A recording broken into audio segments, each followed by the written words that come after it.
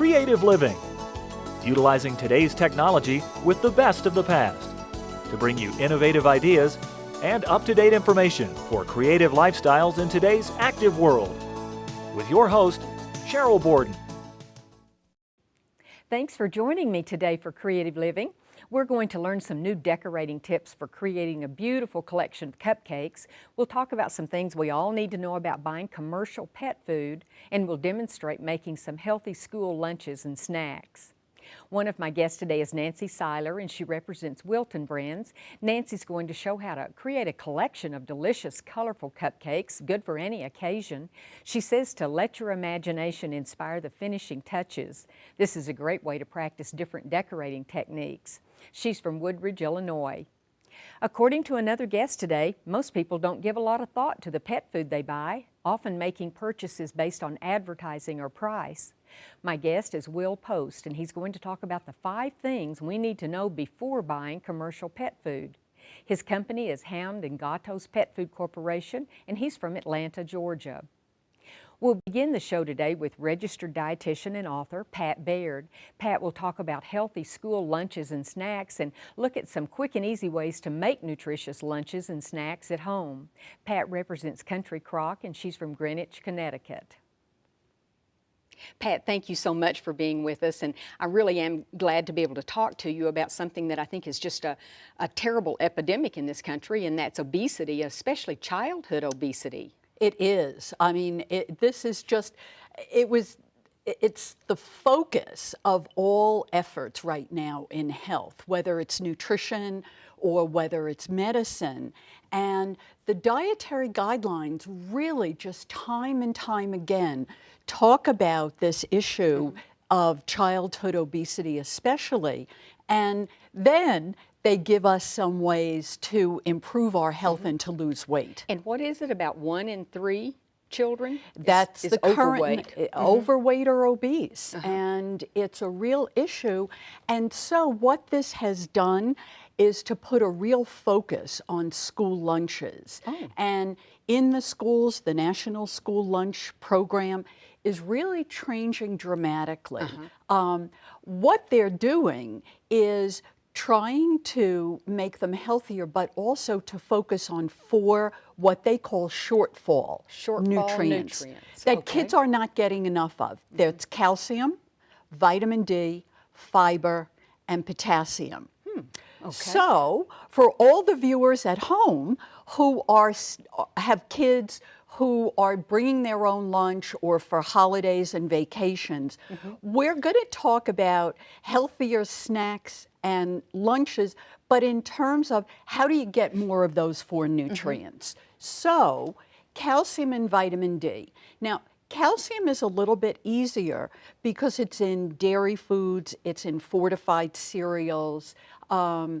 Vitamin D is a little more tricky. There's not too many foods that contain vitamin D. Precisely. Seafood is probably our best source. We get some from eggs, and again, we get it from fortified foods.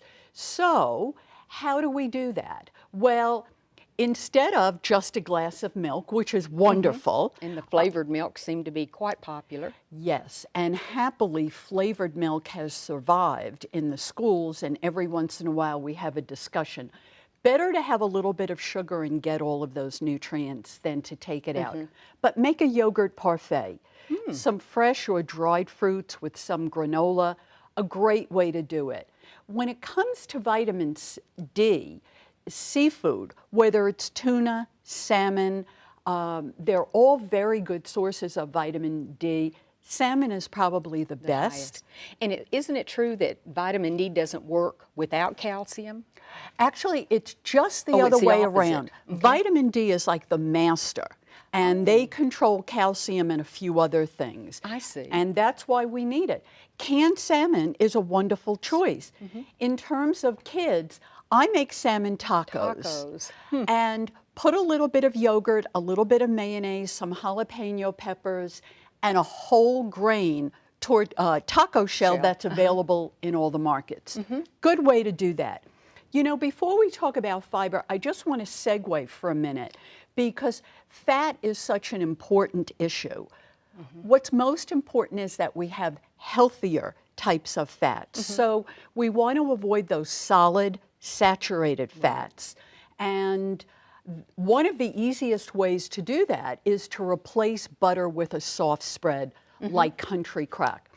The reason is that it contains no trans fat whatsoever. That's the real key. Yeah, no cholesterol, and 70% less saturated fat because it's made with soybean oil and canola oil. Oh. So whether you're putting it on toast in the morning or making some mini muffins, which Maybe are some whole wheat. and you've got a good combination. Use an oil like olive oil or canola oil for dressings and sautéing, and snacks like walnuts, almonds, all nuts have got those healthier fats, plus they have a little bit of protein and they've got fiber. And moderation is still the key to all of this, isn't it? It always is. And that's why these mini muffins can be such a great idea and such a great way to introduce kids to cooking, to make them on your own. How do we get fiber? I don't know why, but fiber has a negative connotation. We get it from plant foods, fruits, vegetables, whole grains. Pears are probably king of fiber. They've got a lot. Popcorn is a wonderful snack. Now, how is it that we can have healthy popcorn when sometimes it's on that do not eat list? Make it in the microwave. Okay? No fat, and you can use one of the soft sprays to flavor it up. When you're making that guacamole, pair it with whole grain chips. They've got more fiber than a regular chip. So fiber can really be brought into the diet very easily. That tastes good. Finally, potassium. My favorites right here. Well, we need potassium, muscle contraction, nerve transmission, healthy hearts. Again, fruits and vegetables, but probably some really good sources, sweet potatoes. Why are these the orphan on so many people's table? They just haven't tried them yet. I guess not. Whether you, again, pop them in the microwave, 5 minutes, really quick, make baked sweet potato fries, oranges, bananas. Serve the fruit with a piece of string cheese. Again, you bring in some calcium and you bring in a little bit of protein. Perfect combination for a snack. And I think it's true that if you have these things on hand, kids will just as easily pick the healthy choices. They pick the others when there's nothing else to pick from. You are so right. Planning is key. We want to keep a running shopping list, making sure, cut the oranges. Put them in a plastic baggie or something. Yes, so that kids open the refrigerator and say, ooh, and they just take out a quarter of an orange. Have the pears already ready to go. And that really is the most important thing, is the planning. Well, and I think we read enough and hear enough about obesity being a problem, but being able to offer some suggestions for all parents is very important. You know, we make small changes, lose weight slowly, and we can solve this problem. And keep it off that way. Well, thank you very much for being with us, Pat. My pleasure.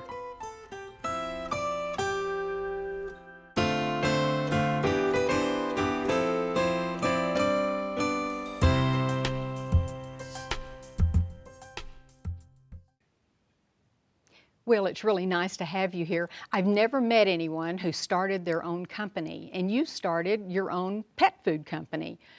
Why? Why not just go to the grocery store and buy the canned or the dry pet food? That's a very good question. I got fed up with the industry. I got fed up with my dogs and cats living a life on drugs, having stomach issues, allergies their entire lives, and living to be 5 to 7. I got fed up, and I wanted to do something about it. And the more research I'd done, I uncovered of the industry and how much garbage really does go into the pet foods. This was years ago. It was the last day my dogs ever ate commercial pet food. And I went out and did something about it, and I started Hound and Gatos. And it's pure? It's 100% meat. 100% meat. And you say that's really what cats and dogs were born to eat. Right, right. Not the fillers like grains and soy and stuff like that. Right. I have friends across the country and in Canada, and they tease me a lot.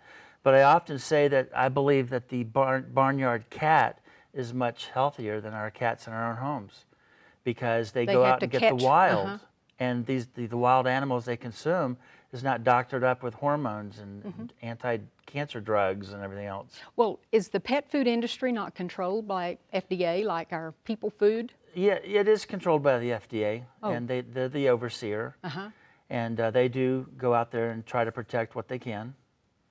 But are they just not putting forth the information that we need to read the labels to see really what's in it, like we're supposed to do for our own food? Well, they do that. The information is there, but there's several different approaches and concepts on how animals should eat. I mean, you know, some people believe that animals can live a life on wheat and soy and corn and generic liver. I don't believe that.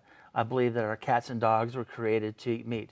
You've never seen a dog grazing in wheat fields with horses. No. You've never seen a cat digging up potatoes or carrots in the garden. And that's exactly what we're doing with pet food. We're filling these products up with nothing but carrots and potatoes. Well, I'd always heard that it was good to give pets the dry because it was good for their teeth. Is that not necessarily true? I don't buy that. You can take a cookie, a normal human oatmeal cookie, and give it to the dog, and you'll see in their teeth it does impact the teeth. It does collect there, and eventually it will disintegrate. But the advantage of adding the wet food is it disintegrates faster, and there's a lot more water in that meat product. But it's important to use the meat. Okay, keep meat in mind. Now, what about, we're always reading about recalls. Do they ever recall pet food? Oh, absolutely. Oh, do they? It's happening every day, and we have never had a recall, and we're a small company, so we get to oversee many different facets of the process of canning. But there are recalls, and you know, the FDA challenges them, and they make corrective measures and correct that. And supposedly, do they advertise it as well as when it's people food recalls? I don't remember seeing recalls on any of the pet foods. Well, they're out there. It's exposed every day. There's organizations out there that expose that. And you can always go to fda.gov and type in a brand, and that'll expose it there too. Oh, but that's a we've good never idea. had a recall. And how old is your company? 3 years old. 3 years old, And it is a huge industry because I read, let's see, there's 70 million dogs and 86 million cats in the world or in the United States. So the pet food industry is huge. It is. We've humanized our cats and dogs, and there's empty nesters out there as well. You know, the children have gone off to college, get married, and we're left with our pets, and our pets are our children now. Right. So it is a huge industry. It's a huge market, and people want to start taking care of their animals better. Do they ever put artificial flavorings that maybe cause cats or dogs to really like, say, a certain type of cat or dog food? Yes. They use artificial? There are people out there that they add, I call them taste chemicals, you know, so they'll never, the cat will never say no to it. And I don't like that. My products are 100% meat, and we add no chemicals to it whatsoever. Well, I guess the bottom line is we need to learn to read the labels on the pet food, just like we do our own. But would you consider these like a snack or a treat that go in conjunction with a full meal, or your products full meals? Right. If I may show you that, right on the center and the bottom, it says complete meal. For dogs. There's several different types of canned.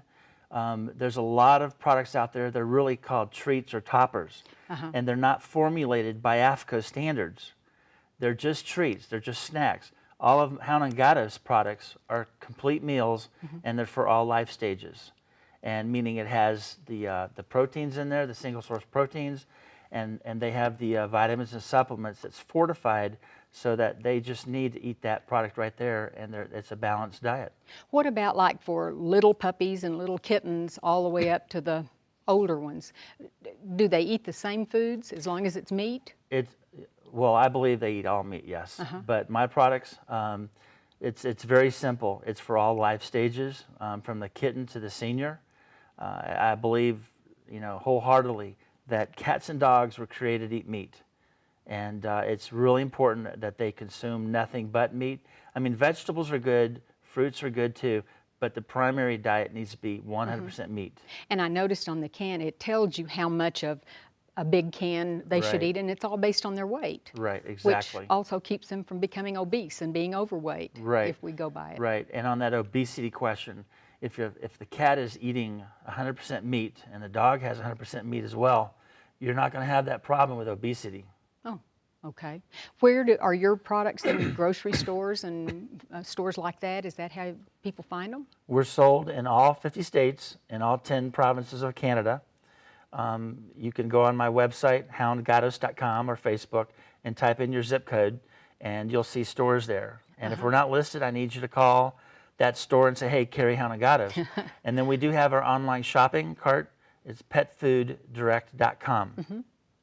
Well, it's been interesting, and I've learned a lot about things that I really took for granted, and I think Right, that's probably right. what most of us are guilty of. I am too. You were too, Right. weren't you? Well, thank you very much for being with us Thank today, you very Will. much.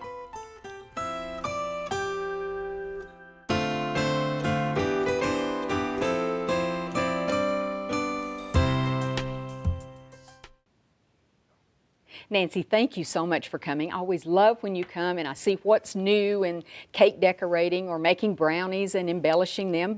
And sometimes you've done really intricate things for us. But today you decided to get back to the basics. Why? I did, because sometimes we're so overwhelmed with these beautiful 5-tiered cakes or, lots of fondant, stacked on top, and you forget how attractive something simple is. And the other thing is I want people to know anybody can do cake decorating, cupcakes, treats. It's really a lot easier than they think, and I don't want them to be intimidated. So I thought, That's a good let's idea. stay with the basics, show you some things, and maybe one technique you just may be a master at, and another technique you go, I'm going back to that other one. Okay. Well, you're going to show us how to do all of these, but let's just take a look at some of these. Okay. And they do look very simple, I have to admit, and I think it would be very gratifying for someone who's never done cake decorating to think, wow, for my kid's birthday party or for a picnic, I could do some of these. So Absolutely. So, I've made some that look like what you'd buy at a bakery, and there's no reason you can't do them yourself. The swirls, the swirls, whether you use the round or the star tip. And then I've done some others with just another round tip, and then there's a different star tip, as you can see, with the flowers there, so that looks very pretty, very simple. That looks phenomenal on a petit four. Absolutely beautiful on a brownie because you've got that chocolate frame around it. So anything small, you can do it. You could do it on a cookie. You just can't stack it if you're doing it in buttercream. And then lastly, just using an icing decoration that you can put on one that could be 1M swirled, 1A swirled, or you could actually just spatula ice. and then we just top it with that little butterfly, and it Absolutely. looks like a pro did it. It does. Okay, let's make some. So to start out with the basics, I thought we should actually show you how to ice a cupcake. So I've got some buttercream here that's thin, and you can see that it doesn't really hold a peak too much. You can see it's kind of soft. So we do want it softer. You do want it soft. ice And it. when you make your buttercream icing, most recipes are a medium thickness, and a buttercream recipe is just powdered sugar, butter, flavoring, and a little bit of milk or lemon juice. A liquid. And yeah, a liquid. And then I like to thin mine with about a tablespoon of corn syrup. You could use milk, water, or your lemon juice, but the corn syrup gives it some elasticity. And doesn't it seem to make it a little more glistening, or is It that does. my Mhm. imagination? No, it does make it a Okay. little bit shiny. So what you saw that I did is I just put a whole bunch on, and then I just spread it around. Now, you can smooth it if you want to. If you're going to put some things on top, you don't need to do too much smoothing. Another thing that's kind of interesting that you can do is give it a little bit of texture. If you have trouble how hard smoothing, is then just that? say this is your signature way of making your cupcakes, and then you don't have to worry about the smoothing aspect of it. I like that. Okay, we'll use that again in a minute.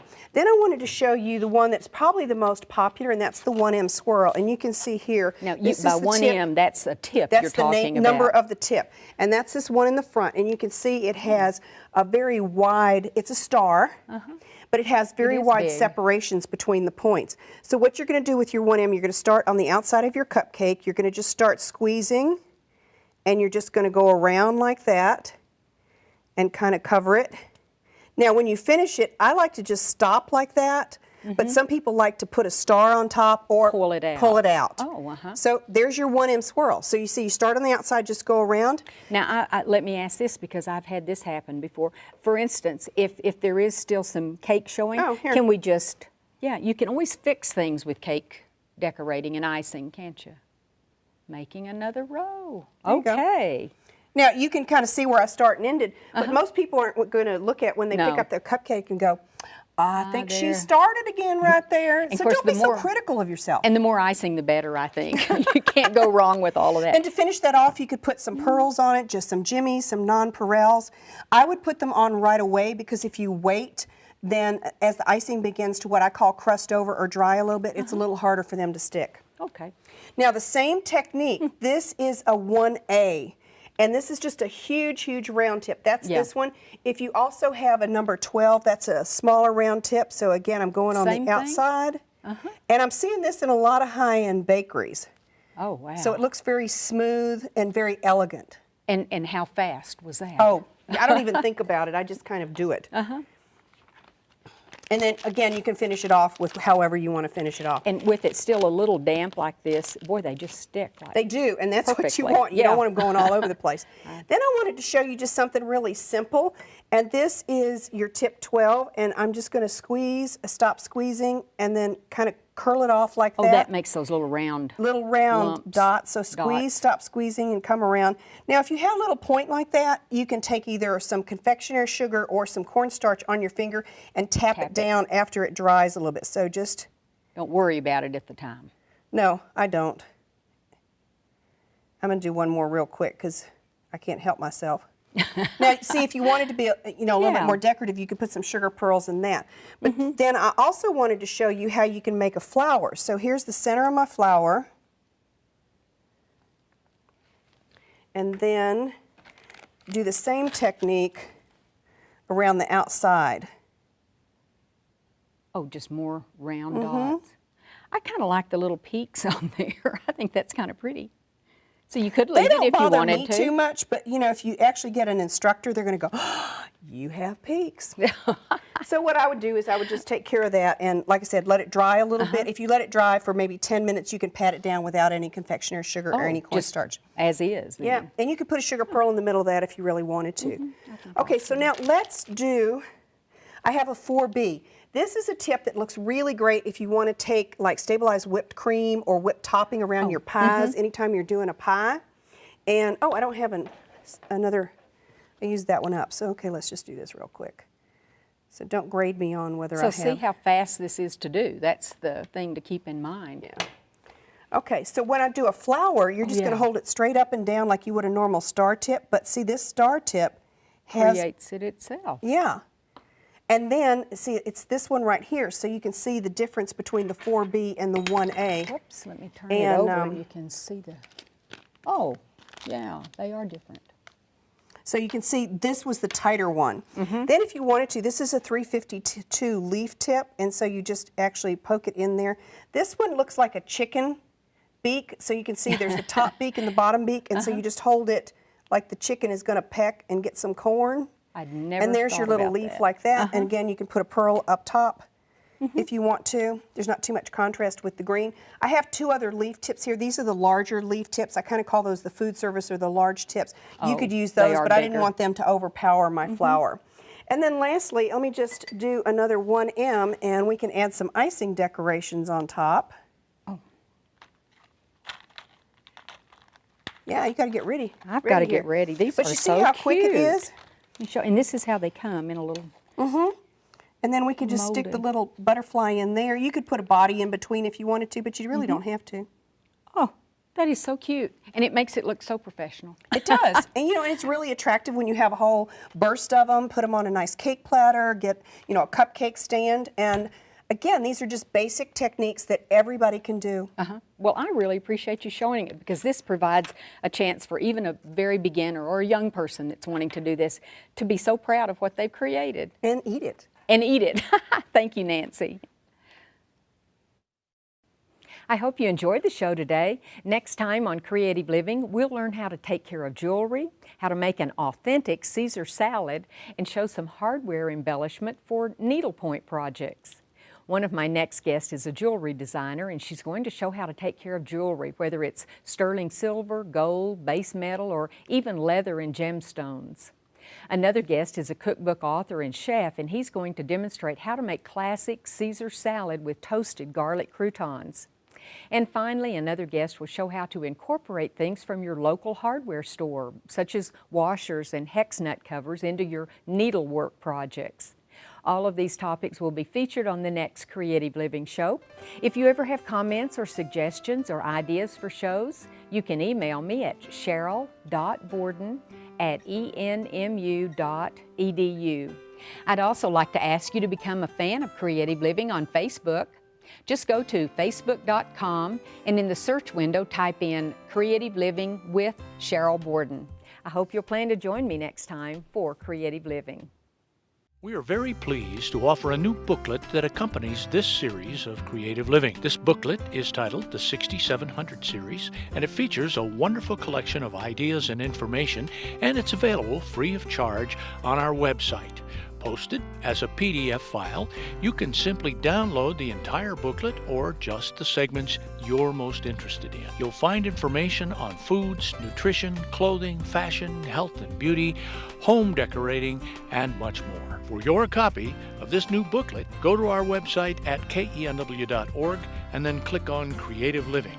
Scroll down to the booklet section and you can click on this booklet or on any of the other booklets we have available online. Just go to KENW.org, click on Creative Living, and download the booklet titled the 6700 Series. We also invite you to sign up for our free e-newsletter. Just go to KENW.org and click on the Sign Up Now button and input your email address. That's all there is to it.